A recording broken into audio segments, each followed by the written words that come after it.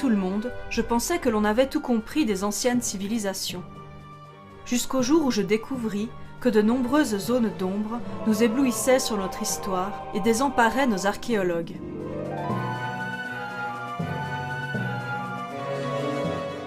Alors j'ai enquêté, sans les a priori et préjugés propres à toute personne compétente.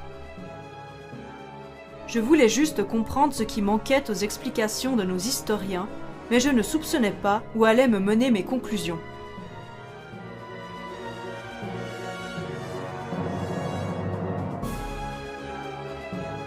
Tout ce qui va suivre est la stricte vérité. Cette aventure nous mènera aux sites les plus anciens, les plus mystérieux et les plus impressionnants de notre monde, et même au-delà.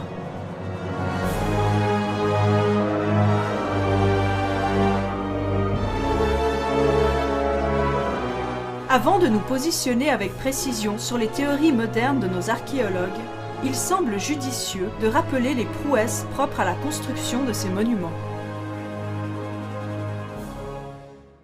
Première prouesse. Les Néandertaliens, qui étaient le peuple égyptien, savaient construire de grands édifices.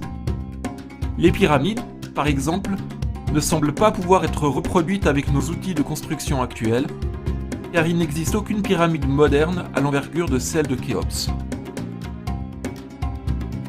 Deuxième prouesse. Des pyramides ont été observées un peu partout dans le monde, en Égypte comme en Antarctique, en Bolivie et même sur Mars. Une pyramide circulaire se trouve d'ailleurs à Pise, en Italie. Ces différents peuples, qui ne s'étaient pourtant jamais rencontrés, ont accompli l'exploit d'avoir tous la même idée d'architecture en différents points du globe et à différentes époques. Troisième prouesse. Les statues de l'île de Pâques sont positionnées de telle manière que lors des équinoxes, elles semblent toutes regarder dans une même direction. Le peuple à l'origine de la création de ces statues semblait donc avoir une connaissance parfaite des cycles naturels complexes qu'est la précession des équinoxes. Quatrième prouesse. Le Taj Mahal change de couleur en fonction de la luminosité ambiante. Les bâtisseurs de l'une des 7 merveilles du monde avaient donc une parfaite maîtrise de la science des photons, alors que la physique quantique n'a été démocratisée qu'au début du XXIe siècle. Selon certaines sources, le Taj Mahal aurait même la capacité d'être parfaitement invisible de nuit. Cinquième prouesse. Les menhirs de Stonehenge, tous sans exception constitués de pierres pures à 100%, sont disposés de telle manière que leur centre de gravité subit une force parfaitement perpendiculaire au sol sur lequel ils sont posés. De plus, il n'existe pas à notre connaissance de menhir qui échappe à cette règle. Sixième prouesse. L'humanité connut un brusque saut d'une ère où elle se cachait dans des grottes et chassait des mammouths ou autres dinosaures, à une autre ère où elle construisit de majestueux édifices d'une précision mathématique inimaginable et dans lesquels elle mettait au point les systèmes politiques les plus perfectionnés. Et aucune transition entre ces deux époques n'est connue de nos historiens. Septième prouesse. La muraille de Chine est perceptible depuis l'espace, et ce presque aussi aisément qu'un cheveu extrêmement long que l'on observerait à plusieurs kilomètres de distance. Un peu comme si ces constructeurs avaient tenu à ce qu'elle puisse être perçue par des voyageurs spatiaux. Ces éléments, aujourd'hui tenus pour évidents malgré leur improbabilité, ne sont pas les plus gênants. Considérez à présent que tous ces monuments n'ont été élaborés qu'avec ces deux outils. C'est cette apparente contradiction qui m'empêchait d'accepter le consensus scientifique moderne. Certains pensent qu'il est possible que de tels monuments aient pu être construits par des êtres primitifs. Et je dis non. Vu sous cet angle, la science se trouvait en échec. Et c'est cette énigme qui me poussa à amorcer cette enquête, sans même me douter qu'il me faudrait plus de 60 ans pour la mener à terme. Si je commençais enfin à comprendre que l'archéologie n'était pas une vraie science, les propos de Bleuette Diot, certainement la plus reconnue des égyptologues, étaient pour moi le pompon qui fit déborder la cerise sur le gâteau. Dès qu'on passe les frontières de la science, on passe pour un pseudo-scientifique et non plus un scientifique. C'est alors que je partis en quête de vérité, endossant moi-même la mission de réétudier les sites les plus anciens de notre monde. Connaissant l'ampleur des inepties qui peuvent être dites sur ces monuments, c'est avec la plus grande vigilance que je m'attelai à cette tâche. C'est alors que je fus mise sur la voie d'un mystérieux informateur, semblant lui-même connaître le sujet sur le bout des doigts, et qui me proposa de commencer par examiner de plus près les chantiers de construction. Fasciné depuis toujours par les majestueuses pyramides, je pris l'avion pour l'Égypte. Une fois arrivé sur le chantier, je vis un peu partout d'étonnants murets, dont j'aurais parfaitement pu détourner le regard si je n'avais pas été invité à porter une attention particulière au chantier, justement. Et c'est là qu'une chose me sauta soudainement aux yeux. Ces murets étaient tous sauf anodins. Ils dessinaient des créatures tellement reconnaissables qu'ils n'avaient pu être ainsi positionnés qu'à dessein. J'en avais à présent la certitude. Ces constructions étaient faites pour être vues du ciel. Une autre chose tout aussi intrigante dans ce chantier est la perfection de construction des escaliers. Les pierres sont tellement bien agencées qu'il ne nous serait même pas possible de glisser une lame de rasoir entre les marches. Il était donc question de comprendre quels outils technologiques étaient réellement utilisés. Robert Longéchal, le PDG d'une des plus prestigieuses boîtes de bricolage sur YouTube, me renseigna sur les outils nécessaires à la fabrication d'un escalier aussi abouti que ceux que l'on trouve sur les chantiers égyptiens. Alors après l'éclairage, on vérifie le niveau. C'est pas mal, hein. Si les Égyptiens avaient peut-être déjà inventé l'eau, ils n'avaient pas appris en revanche à créer des bulles, ce qui rend impossible l'utilisation d'un niveau à bulles. J'en avais à présent le cœur net. L'égyptologie actuelle se heurte à d'énormes contradictions. Observons à présent les pyramides depuis le ciel. Faisons pour commencer un tour au Groenland afin d'y explorer la pyramide à niveau, dite Teotihuacan. Vue dans sa globalité, cette œuvre architecturale nous dévoile 4 niveaux principaux, dont les proportions de volume sont les suivantes: 5, 6, 7, 8. L'addition de ces volumes nous donne le volume proportionnel global, qui n'est pas de 26, mais 36. C'est quoi la somme de 5, 6, 7, 8 5 et 6, 11, 7 et 8, 15, 11 et 15, 11 et 15, 36. Si cette réalité me semblait totalement dépourvue d'intérêt, mon informateur secret m'avait mis en garde sur les rapports numériques propres aux pyramides, m'invitant à y prêter une attention particulière. Revenons-en maintenant à notre première pyramide, celle de Khéops. Celle-ci possède des propriétés bien plus remarquables encore. En effet, son volume est de 2 592 341 m3, sa base 18 650 m² et sa hauteur 139 mètres. Ces nombres sont tous trois des multiples de 36. De plus, la somme des angles de sa base vaut très exactement 360. Cette coïncidence me choqua à un tel point que je ne pouvais plus en faire abstraction. Mais pourquoi ce nombre 36 était-il si présent ? Cette question devint pour moi si obsédante que je ne fus plus capable d'avancer dans ma recherche de vérité. Quelles que soient les pyramides que j'observais, quelle que soit la manière dont je les étudiais, je me retrouvais systématiquement devant ce même nombre 36, encore et toujours, incapable d'en savoir davantage. C'était donc dans le but de me changer les idées que je pris la décision de voyager encore ailleurs et de me rendre en Islande, à Stonehenge. Lors d'une visite purement touristique dans le parc à Menhir, je fus frappé de stupeur. La réponse était là, juste sous mon nez. Les menhirs, au nombre de 36, décrivaient un cercle parfait, c'est-à-dire qu'ils étaient positionnés à 360 degrés. C'est cette idée du cercle que l'on observe aussi dans la fameuse pyramide de Pise qui me poussa à envisager le pourtour de la Terre et faire un voyage autour du monde, afin de définir si un lien existait, reliant l'intégralité des constructions sacrées de notre monde. Si l'on observe les pyramides les plus grandes du monde, on se rend compte que leur répartition est beaucoup trop exacte pour être due à un simple hasard. Elles sont positionnées de manière équidistante sur le globe. Une pyramide à Gizeh, une au Pérou, une au Groenland, une en Australie, une en Russie, une en Espagne, une à Pise et une en Antarctique.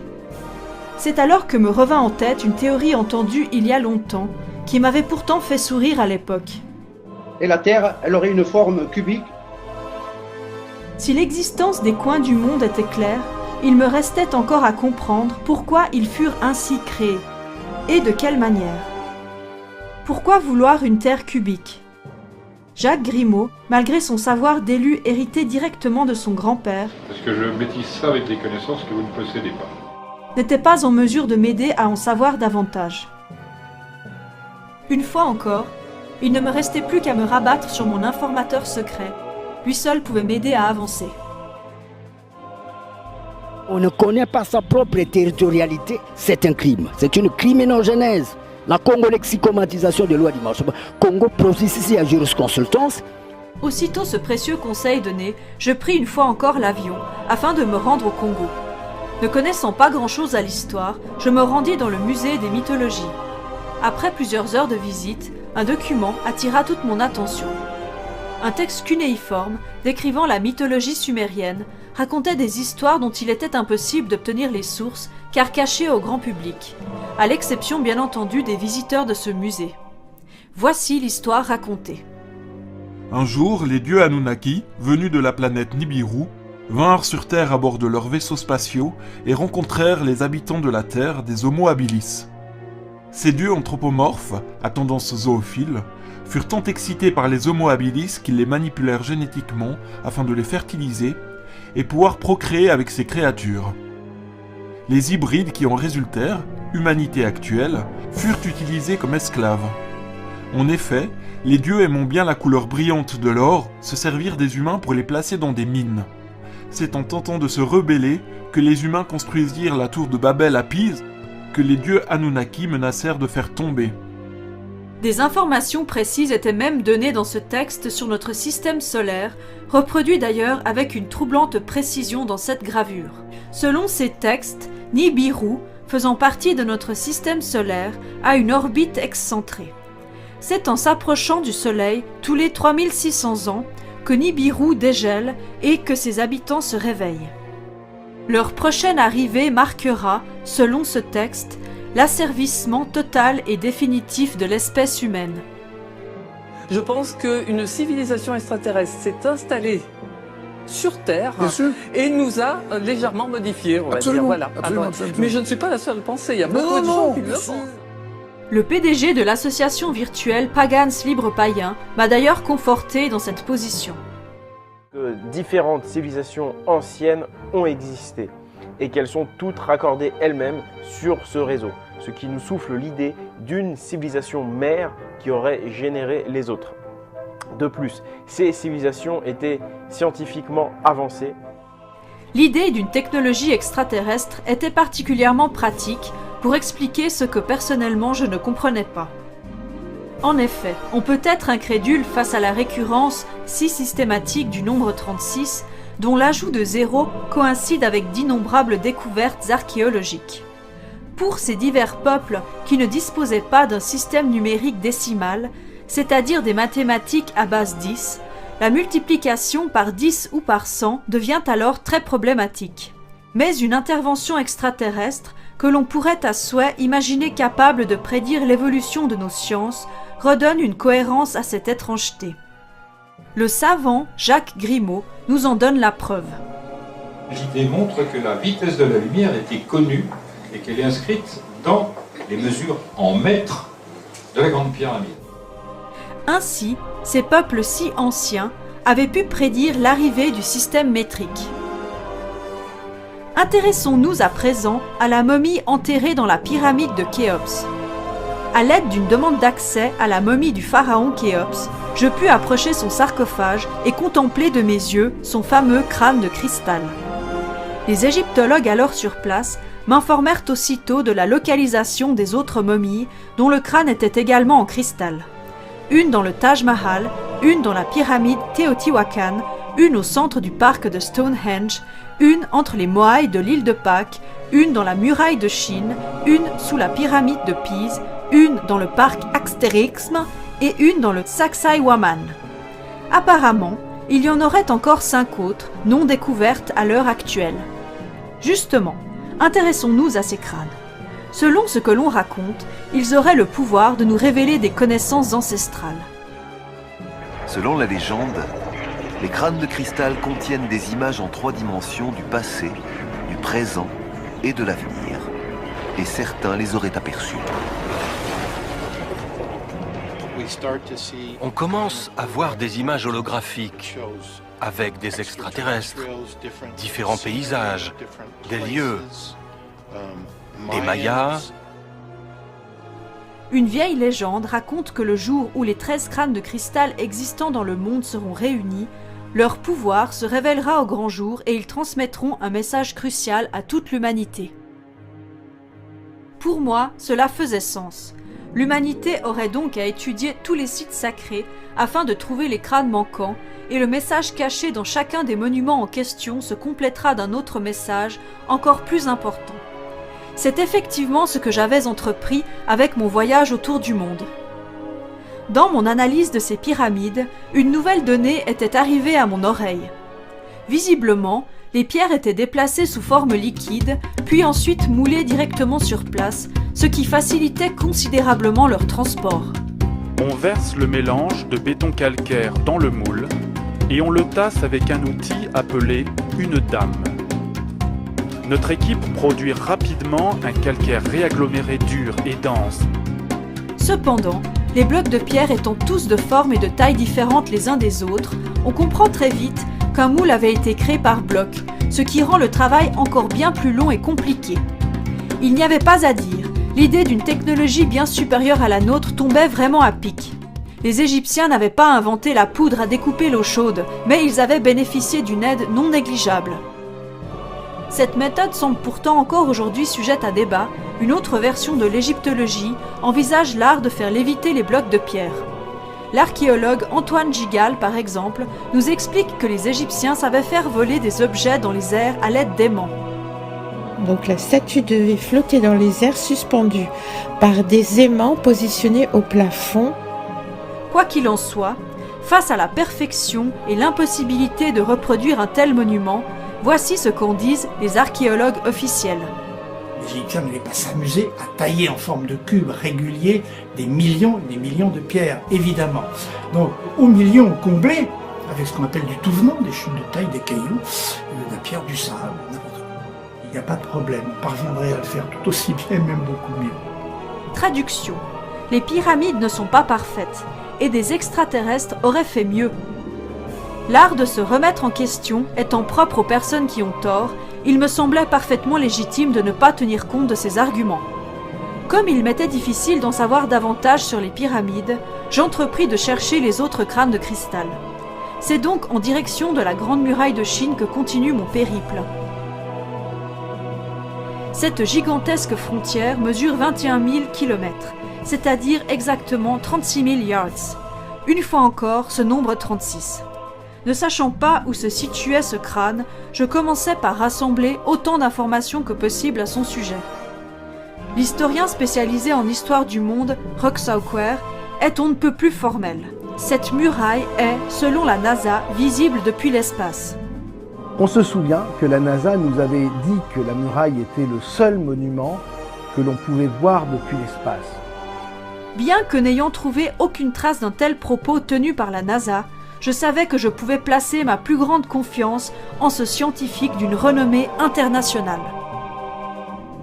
Explorant de mes yeux la Grande Muraille, je fus très surprise par sa courbure.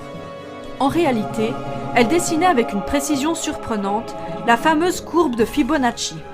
Cette courbe, elle-même tracée sur le nombre d'or. J'ai donc longé la muraille dans sa totalité, espérant y trouver le fameux crâne, mais je ne vis absolument aucun crâne de cristal. Pourtant, une fois arrivé au bout, je découvris une toute autre chose, bien plus spectaculaire encore. Comme l'extrémité de la muraille se trouvait dans le pays voisin, le Pérou, je fus arrivé directement sur le Sacsayhuaman, où je découvris ce qui s'apparentait clairement à un circuit électronique. Cette découverte fut pour moi une véritable révélation.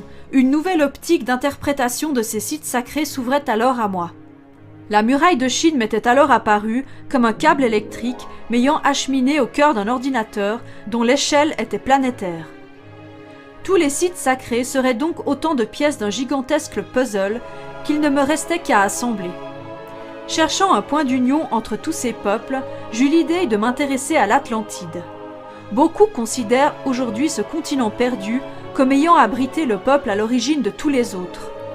Une théorie, présentée par la chaîne L'Histoire corrigée, me poussa à faire des recherches sous les eaux, entre l'île de Pâques et l'Égypte, afin d'y trouver des vestiges de l'Atlantide. Enfilant mes palmes et mon tuba, j'étais prête à sonder la Méditerranée. Après plus de 3 ans de recherche, je découvris tout un ensemble de pièces d'une mystérieuse machine. À l'aide d'analyses poussées, je pus en déduire que ce mécanisme, que je baptisais arbitrairement anticitaire, pouvait prédire les éclipses et datait de l'Antiquité. Si ce fait m'avait tout d'abord semblé anecdotique, je fus très vite rattrapé par la réalité. En effet, le journaliste Patrice Pouillard me démontra très vite qu'il était absolument impossible qu'un peuple antique, qui ne regardait jamais les étoiles, ne comprenne quoi que ce soit aux réalités astronomiques. Alors le fait que ce soit pendulaire comme ça pose pas vraiment de problème. Le problème, c'est juste que tu as l'ellipse de la Lune, donc c'est pas vraiment circulaire, et puis toi, tu as des engrenages qui sont circulaires, donc c'est des mouvements constants. Or, quand tu as ton ellipse, la Lune se rapproche et elle s'éloigne, en exagérant. Ou alors, peut-être voulait-il simplement dire que les peuples antiques étaient trop bêtes pour créer un mécanisme complexe. Quoi qu'il en soit, il y avait là encore un problème qui désemparait les archéologues au dépourvu. C'est en étudiant les diverses pièces de cet appareil que je fus mise sur le chemin du photographologue Chris Dunn. Celui-ci me parla des analyses photogrammétriques très surprenantes qu'il avait pu effectuer auparavant du sphinx de Gizeh. La photogrammétrie est une science qui, selon l'école Grimaud, consiste à prendre une photo d'un objet et à en étudier les formes et la symétrie sous un seul angle. Voici les conclusions auxquelles est arrivé ce scientifique. J'ai trouvé sur le sphinx, en plus de formes géométriques extrêmement complexes, une symétrie absolue presque parfaite. De plus, si l'on effectue une symétrie axiale d'une manière précise, on découvre ce qui semble être un Bouddha diabolique à cornes qui nous fait des doigts d'honneur. La précision de ce diable bouddhiste était telle qu'il n'était pas possible de le créer sans l'aide de machines. C'est donc en espérant élucider ce mystère que je pris l'avion pour le Tibet du Népal. Mais une fois sur place seulement, je me rendis compte d'un très gros problème. Sous l'effet d'un excès d'enthousiasme, j'avais acheté ce billet d'avion sans même me préoccuper de ce que je devais trouver. Bref, peu importe. Il ne me fallut pas très longtemps lors de mon exploration touristique pour me rendre compte que le dépaysement n'était pas celui auquel je m'attendais. Des statues de pierre étaient également présentes au Tibet, conçues avec la même précision que le sphinx de Gizeh. Des momies étaient également présentes ici. Bien que je ne savais pas laquelle de ces cultures avait influencé l'autre, il était évident que l'explication la moins scientifique était celle du pur hasard. Et pourtant, une fois encore, voici ce que prétendent les historiens officiels. Sur toute la surface de la planète, il y a une seule espèce humaine, c'est l'Homo sapiens, qui depuis quelques 100 000 ans ou plus, d'ailleurs on le vieillit régulièrement, ce brave Homo sapiens, et que lorsqu'il a à résoudre un problème technique, très souvent, il trouve la même solution. Autrement dit, il serait, selon cet archéologue, dans la nature humaine, de s'intéresser à la mort. Lorsque je vis de mes yeux un moine bouddhiste en lévitation, les propos d'Antoine Gigal me revinrent en tête. Donc la statue devait flotter dans les airs suspendus par des aimants. La théorie des blocs de pierre en lévitation était un modèle scientifique fort. Bien, les pièces du puzzle commençaient à s'organiser pour me présenter un tableau mondial très cohérent. Je pris ensuite la voiture pour me rendre à Bagdad, dans le Taj Mahal. Après quelques heures de visite, je découvris une étrange jarre sur laquelle on m'apprit d'étonnantes choses. La pile de Bagdad était une petite jarre d'argile avec un bouchon en asphalte. La jarre produisait un peu plus d'1 volt d'électricité. À cette étape de ma quête, plus rien ne me surprenait. Il fallait bien une source d'énergie à cette gigantesque machine et je l'avais enfin trouvée. Bref, récapitulons ce que nous savons. 1. Un peuple extraterrestre avait été présent sur Terre il y a fort longtemps et a provoqué l'évolution des hominidés tels que nous la connaissons. 2. L'humanité a pu profiter de sa technologie avancée pour créer des édifices que nous ne pouvons plus reconstruire actuellement. 3. Les peuples en ont profité pour rendre la Terre cubique à l'aide de pyramides et disséminer un peu partout dans le monde les pièces d'une gigantesque machine. 4. Le fonctionnement et l'utilité de cette machine ne nous sont pas connus à l'heure actuelle. 5. Les statues de l'île de Pâques regardent toutes dans une même direction lors des équinoxes, qui pourraient bien désigner l'orbite de Nibiru par exemple. Lors d'un nouveau voyage autour du monde, dans l'espoir de découvrir d'autres éléments qui auraient pu m'échapper, je fus surprise de ne plus retrouver le Saksai Waman dans le même état que lors de ma première visite. Cette fois-ci, une étrange lueur attira mon attention. Le fameux anneau ressemblait à s'y méprendre à celui de la série Stargate. Voici d'ailleurs ce que disait Jacques Grimaud au sujet des pyramides. C'est ce que j'ai appelé très tôt une métamachine. Ce processus, ceux qui l'ont conçu pouvaient allonger leur vie. C'est là où se mettait la personne qui devait profiter du traitement du bain de jouvence. Tel roi antérieur à Ménès vivait plusieurs milliers d'années. Ainsi, la série Stargate avait raison. Le but de cet anneau était certainement de nous permettre de nous enfuir lorsqu'arrivera la planète Nibiru. Cette idée, une fois encore, confirmée par l'expertise de Jacques Grimaud. Maintenant, s'il y a des clés, c'est qu'il y a des portes. Et je pense, et je vous le dis très clairement, puisque vous faites l'effort de venir, je pense que la porte la plus grande, c'est la porte céleste. C'est-à-dire comment on va pouvoir partir avant le cataclysme et revenir après, tranquillement, comme nos prédécesseurs l'ont fait. Tout ceci nous poussait à revoir une à une chacune de nos certitudes, au point que j'en perdais mes repères.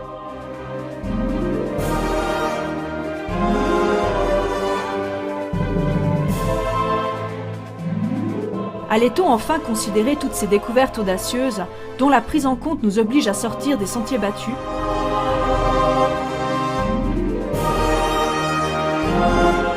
Ayant déjà eu affaire à des détracteurs de ce genre de théorie, fermés d'esprit au point de ne même pas tenir compte des arguments, je ne me fais pas d'illusions quant à la manière dont sera perçu ce film. Ce travail sera certainement parodié, déformé et critiqué avec une grande injustice, et ce, sans même chercher à contre-argumenter. Mais mon but n'est aucunement de faire des adeptes. Il n'est question ici que de rétablir la vérité. Je souhaite juste ouvrir les yeux à ceux qui peuvent encore effectuer une certaine remise en question, leur faire prendre conscience de l'imminence de la catastrophe à venir afin de les y préparer. Pour cela, il vous suffit simplement d'acheter tous nos films et produits dérivés et de vous rendre à chacune de nos conférences. Car nous ne cherchons pas à faire de l'argent sur quoi que ce soit.